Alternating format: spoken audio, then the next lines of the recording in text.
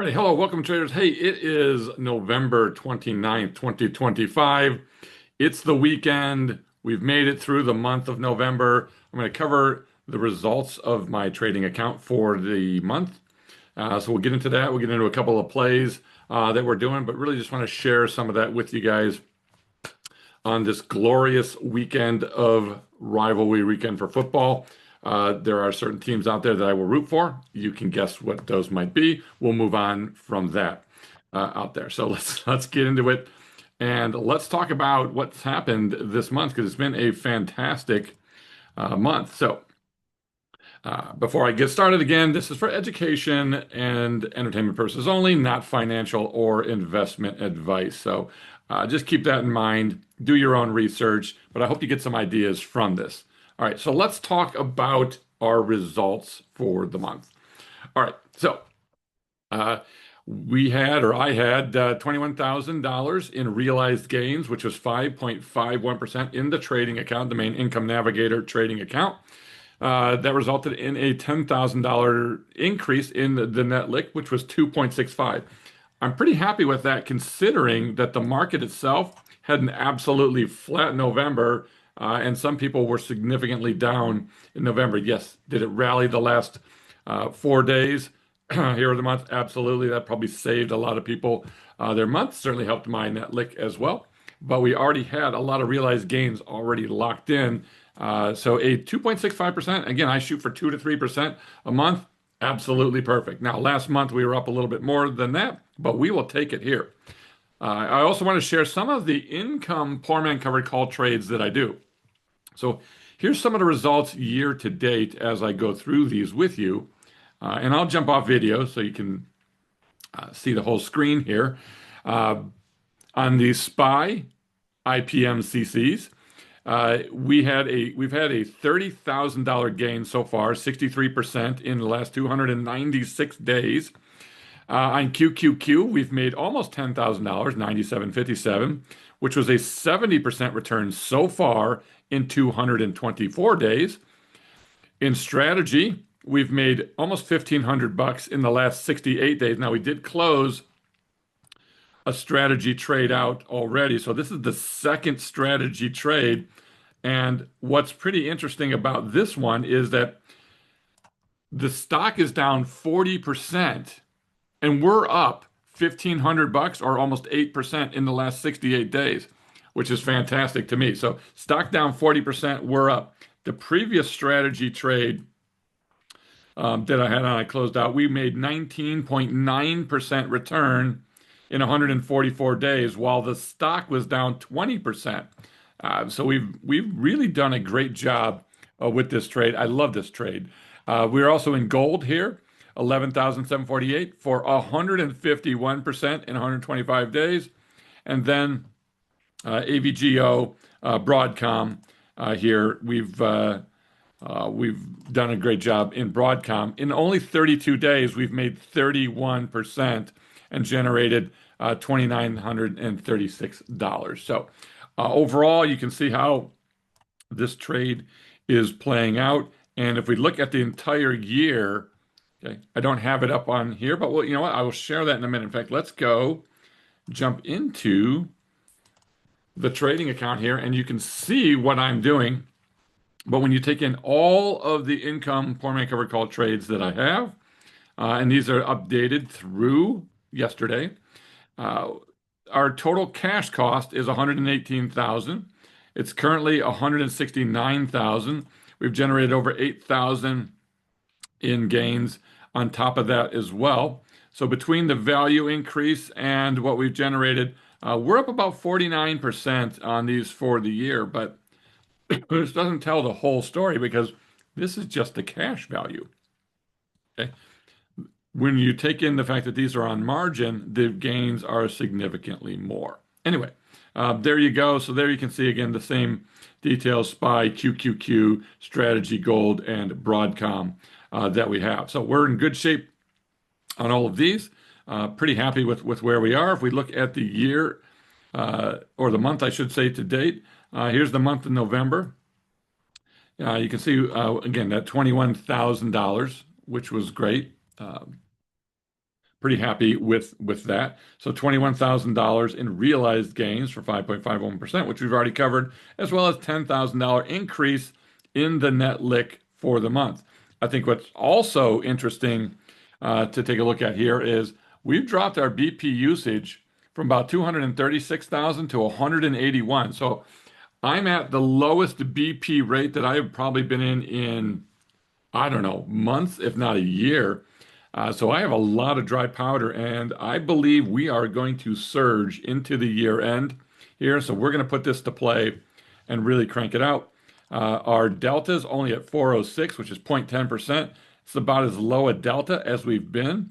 Theta still hanging in there pretty good. I'm sorry, 292 on Friday, not 406. 406 was Thursday. 292 Friday, which is 0.07%. That's about the lowest delta I've been at in a long time, or tied for it. $1,234 a theta, which is perfectly fine. So all of these things are in great shape. Let's dive into a little bit more of what I see in the year end, and we'll wrap it up for you guys today so you can get back to watching football or whatever else you want to do today. So let's take a look at some of the charts out there, see what's hanging on. So here on the E-minis, the S&P 500 futures, you can see we broke the downtrend line just recently. We triggered a bullish PSAR. 8's crossing above the 21, stocks above the 21, RSI is rising at 57. I think this thing looks really, really, really good to go. And there's a couple reasons that I'm really, really bullish. And I think one of those, and I'll see if I can pull it up for you while we're waiting, but if we look at the Fed rates or the FOMC rates, I think we have a really, really, really good chance that there's going to be a rate cut. So it's now risen all the way up to somewhere near, I believe, like 82% heading into the end of the year, or into the end of the year Fed meeting, that there's going to be a rate cut. I think that's going to be extremely bullish for stocks now, and yeah, I think that's part of this rise as well. I also think that most fund managers have underperformed for the year. They didn't believe this rally, as Tom Lee called it, the most hated rally ever. And I think because major funds and asset managers who have underperformed all year long, which while we're doing great, they're struggling, they're going to need to get into some of these bigger names. And so I think you're going to start to see some money plowing in. Anyway, I'm bullish right now on the S&P. That's fantastic. Oil continues to just slowly dwindle down, but we are under 60, which I think gives us a little bit of an opportunity here. We're going to stay in Strangles. We're going to stay in potentially some 112 trades in here, even though we're bearish. I think if we are selling naked puts in the 40s, I think we're okay for at least for now. Gold, okay, a little bit of a cup and handle if you want here. Either way, gold I think looks fantastic, ready to go. Breaking this neckline up here. I'm very bullish on gold. I've never not been bullish on gold. We're in a lot of bullish gold trades right now. If we're taking a look at bonds as well, bonds had a nice little run, have backed off a bit, which has now set the bonds back up for, again, more strangles. We are in a unique coverage strangle where I actually sell out of the money puts and into money puts, which simulates a synthetic coverage strangle. That's doing fine. I'm in standard strangles on ZB futures, or you could use TLT. I'm also doing a poor man's covered call on TLT, which is up, I believe, 200 and some percent, or 150%. Let me get the exact numbers for you on that, and I'll share that with you. But that's up 237% so far, and I'll share that with you as well here. So just trying to give you some ideas. Take it for what it's worth. All right, and then taking a look out there, Amazon, I think is a great opportunity in here. So I like Amazon here. I don't love Nvidia yet. Wait till we see some sort of bottoming action. I think Tesla looks like a decent opportunity in here.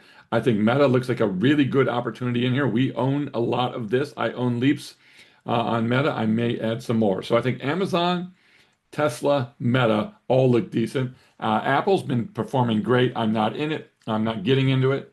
Google, I like it, but I don't like it here. It's too far extended. I'm not getting into it. Microsoft, not my favorite company. I don't think they're unique enough. Palantir, I do like the company. I think this is not a bad spot. I think this downtrend hasn't proven that it's over yet. Just crossing this, we've got all kinds of resistance ahead. I think Palantir could still be in some short-term trouble before it bounces. I like Robinhood here. I like where Robinhood is. Nice gap up. I don't know that we're out of the woods on Robinhood, but it's certainly looking much better here. I like Robinhood as an opportunity. Netflix, I don't love the company quite as much, but if you like a bargain, this might be one. AVGO, often running to the races. I don't like it here, but we're already in it. You just saw that. SoFi, I really like this dip. I think this was excellent. We've added a lot of naked puts in here on SoFi. I think this is a great, especially if you have a small account. I think a great poor man's covered call opportunity. We're in one right now. It's up 179%. All right. That being said, I'm going to skip through a lot of the other noise. App 11, I really like it here as well. I think this is looking great. Hymns, not my favorite, but not looking terrible if you want to bottom feed a little bit. Granny Shots, I love the company. I like Tom Lee and what he does. I think he's a very smart guy. I think this thing gave you an opportunity last week at the bottom of the Bollinger Band. I still think there's some opportunity here. Options are really not an option. It's terrible options on this, but you can get long on that thing. I think Bull is getting ready here. I think this is the next story here. I think getting in anywhere around this 8-9 area, selling naked puts, getting assigned, wheeling it, or just buying uh, leaps or calls on this thing, good opportunity. Oscar gave you the opportunity, gapped and is running, hit the anchored VWAP, could be holding out a little bit now. So we'll see what happens. And then UNH looking good. I think for me, the key is I want to stick with the 8 and the 21, which is this blue and green. And I haven't seen the crosses yet on some of these, so I think maybe just a little bit more patience. But as soon as we get the 821 cross, I think that's excellent. Bitcoin has rallied from these lows of about 80 all the way back to 90. This thing's had about a 12% run off of its lows in the last 2 weeks. I like the way it's setting up here. I like Bitcoin here. I think it's an interesting opportunity. And then look at by the way, on Bitcoin, it's had this channel for a while, breaking out of this channel. I think this is an opportunity here as we break out of this channel. Strategy, same type of a thing. Breaking, we haven't broken the channel yet, so we are still in this downtrending channel, but certainly looks like a little bit of a bottom starting to be put in. Ethereum is where I really want to play. I love the bounce off the 618 fib. I think this looks really solid here for a nice consolidation. I'm not saying I would mortgage the house for it. I think there's opportunities in here, and I would be playing it through the use of Bitmine, which looks like right now it's starting to break out of this downtrend channel. Now, it's had a couple false breakouts already, so I think we have to be a little bit mindful on this particular one as well. All right, there you go. I think that's a good summary. Let me finish up with you guys today, just covering what the uh, poor man covered calls look like. So here we are on SoFi. We're up 179% for the year. On Tesla, we're up 42% this year, while the stock's up 32. TLT stock is up only 0.5%. We're up 237%. BMNR, we're actually down on this one, so we're struggling a little bit with BMNR, but I'm okay with where we are on it. And then on the Qs here, we're up 91%. And then on gold, we're up 10%. This has only been 22 days. All right, so outside of BMNR, which is down 10 grand, on us, we'll see what happens. But we are certainly bringing in some bringing in some credit on this thing, offsetting some of the losses, and I believe we're going to turn around in here. So I'm feeling pretty good on these. And then we do the covered call ETFs in the Lazy Trader account as well, sharing what we're doing here. We should actually be seeing distributions today from yesterday, but we've already generated some pretty good cash flow on these. SPY is up 15%. QQQI is pretty much flat so far, but with again, the distributions haven't been recorded for this month yet, so these are brand new. BTCI, as always, with Bitcoin, we're down a fraction there, but I like it. WPay is down just a fraction on this one, but not by much, only down a little over 3%. And then we're sitting here on GPIX as well. So those are my faves. I like SPY, QQQI, BTCI, as well as a little WPay and GPIX right now. For the year, we've generated $27,000 worth of distributions, and we have not recorded the November ones yet. So there's where we are. I hope that's helpful for you guys. Gives you some ideas, gives you something to take a look at out there. And if you want to see what we're doing, you want to get on board, okay, you're more than welcome to join us in the Discord. The Black Friday sale is still ongoing, still out there, 40% off the first month. Jump in. You get all of these trackers, all of these screeners, you get all of the technical chart setups, all of that stuff, plus the live community, the live trade alerts, the live daily trading rooms that we have, and again, the fantastic chat and forums for our community members. So much stuff, so much value. It's like $89 and change for the first month. Okay, come in, join us for a month, see how it is. You're going to have so much information. You're going to be information overload. Okay. But instead of buying that toaster or that air fryer or any of these things on the fake Black Friday, because if you look at it, Black Friday, look at the studies out there that tell you that Black Friday sales typically are not a sale. Most appliances were actually cheaper than that in the last preceding 12 months than they were today. They actually raised the prices, put them on sale, so you're paying the same amount, thinking you're getting a deal. Okay, instead of wasting your money out there on an appliance that's going to break because it's cheap crap anyway, invest in yourself, buy yourself some education, learn something new, okay, that can save you and your family a ton. You'll be able to buy all the toasters that you want down the road. All right. So invest in yourself, invest in your family, invest in your lifestyle, invest in your actual life itself. Okay. Create something for your family and join us in the Discord. We'll see you later. If you go into the description down below, you can use the code 40 OFF 40 off. Go right to incomenavigator.com, pop that in, join us now. We'll see you guys later. Have a great weekend. Go Bucks. OH.